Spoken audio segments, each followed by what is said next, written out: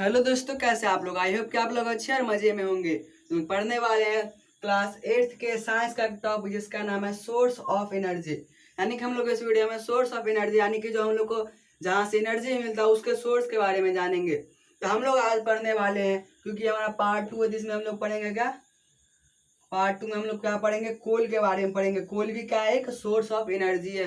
तो कोल क्या होता है, कोल को हम लोग हिंदी में बोलते हैं कोयला। और हम लोग जानते हैं कि कोयला क्या होता है। तो कोल क्या होता है, कोल जो कोल बनता कैसे है।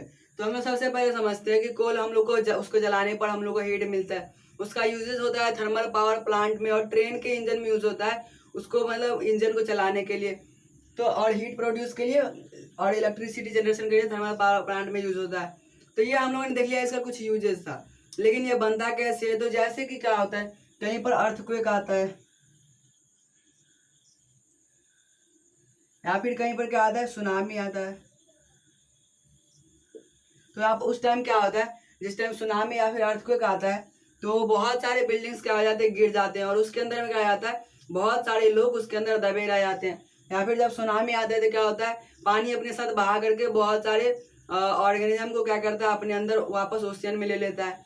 तो इन सबसे क्या होता है, वो सब अंदर में रह के क्या होता है, वो धीरे धीरे डिकम्पोज होने लगता है। डिकम्पोज होकर के क्या होता है, जैसे कि अर्थक्वेक कहते हैं, वहां पर क्या होगा, उस पर ऊपर जो बिल्डिंग है उसके ऊपर से फिर से वहां पर क्या होगा, सॉइल इरोजन होते होते वहां पर क्या आ जाएगा, वहां पर बहुत सारा वहां पर लेयर बन जाएगा। फिर उसके बाद मिलियंस ऑफ ईयर्स के बाद क्या हो जाएगा, वहां पर उसका अंदर का जो था वो ऑर्गेनिज्म वो क्या हो जाएगा, कार्बन के फॉर्म में होने लगेगा। क्यों ऐसा क्यों होगा, क्योंकि वहां पर एक्सेसिव हीट होगा।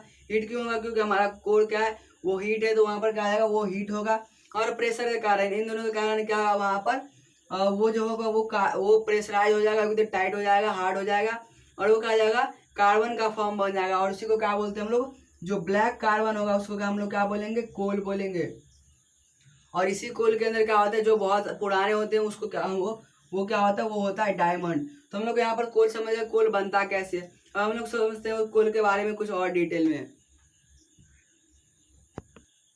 और ये जो होता है, जो ह्यूमन बीइंग या फिर ऑर्गेनिज्म को बोले, तो क्या बोले, ऑर्गेनिज्म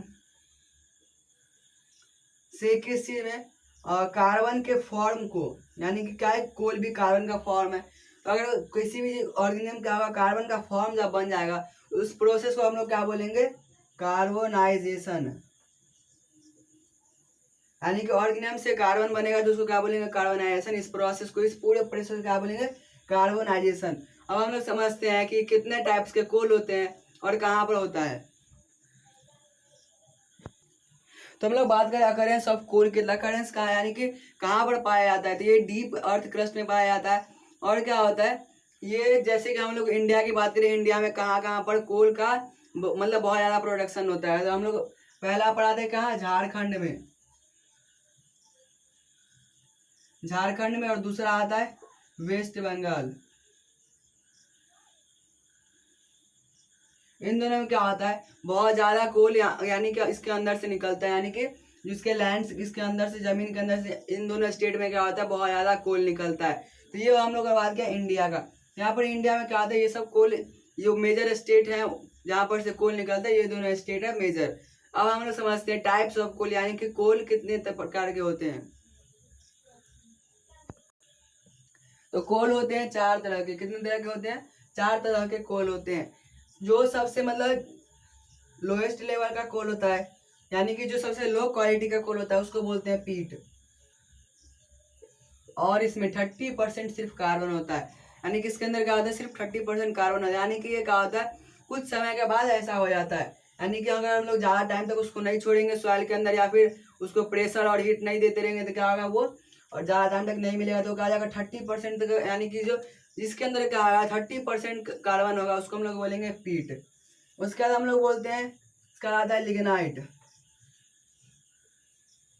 लिग्नाइट क्या होता है, इसमें 38% अप्रोक्स कोल होता है, सॉरी कार्बन होता है। इसमें क्या होता है, ये सारे क्या है, टाइप्स ऑफ कोल है। यानी कि कोयले के सारे क्या है, टाइप से प्रकार है। तो इसमें क्या होता है, 38% कार्बन पाया जाता है लिग्नाइट में, 38%, पीट में 30%। उसके बाद तीसरा होता है बिटुमिनस। बिटुमिनस में 65% कोल पाया जाता है। कितना परसेंट, 65%। तो यहाँ पर क्या आएगा, ये इसमें क्या होता है, ये सेकेंड हाईएस्ट है। हाईएस्ट कौन सा, हाईएस्ट है एंथ्रासाइट। क्या है, एंथ्रासाइट। एंथ्रासाइट कौन सा है, एंथ्रासाइट। इसमें कितना होता है, 90% कोल होता है, सॉरी 90% कार्बन होता है। तो जो पीट है उसको हम लोग, इसमें 30% होता है, यानी कि इसमें सबसे कम होता है क्या, कार्बन। तो कार्बन इसमें कम पाया जाता है, इसके लिए हम इसको कहाँ पर यूज करते हैं, डोमेस्टिक यूज में। किसमें, डोमेस्टिक यूज।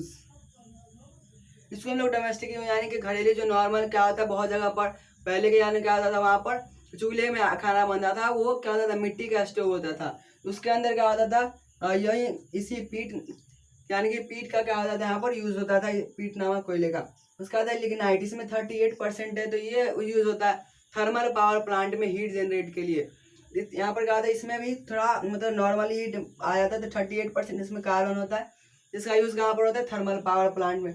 बिटुमिनस का क्या होता है, बिटुमिनस का होता है एक अलग तरीके का फ्यूल होता है, जिसको कि हम लोग क्या बोलते हैं, कोक। तो कोक को बनाने में क्या होता है, बिटुमिनस का यूज, बिटुमिनस कोल का यूज होता है। इसमें 65% क्या होता है, कार्बन होता है। उसके बाद करें एंथ्रासाइट की, तो इसमें 90% होता है। इसका बहुत सारे यूजेज है। इसको क्या होता है, इसके अंदर यानी कि क्या होता है कि हम लोग इसको कैसे बता सकते हैं कि कौन सा एंथ्रासाइट है।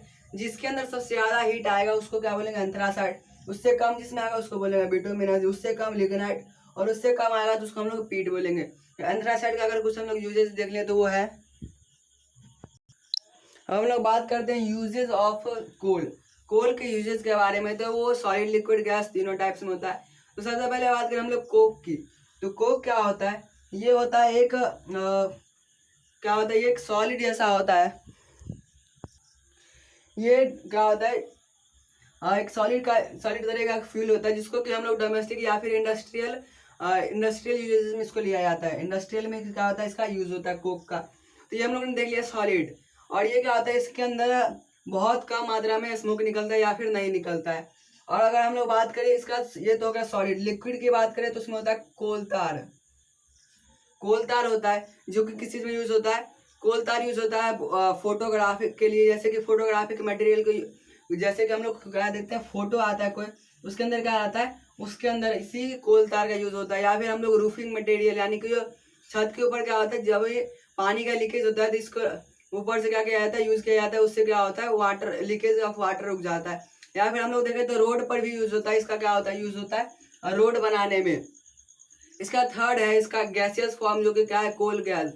और ये क्या, इनफ्लेमेबल गैस है, यानी कि इससे क्या होता है, हीट मिलता है। और क्या होता है, ये बहुत तरीके के यूज में होता है, जैसे कि डोमेस्टिक यूज, इंडस्ट्रियल यूजेस, इन सब के क्या है, यूजेज हैं किस चीज के, कोल के। और कोल के टाइप्स हैं।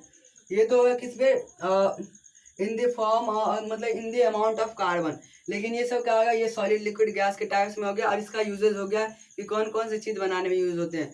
तो आई होप का समझ आ गया होता है। मैं तब तक के लिए bye, take care, thanks for watching.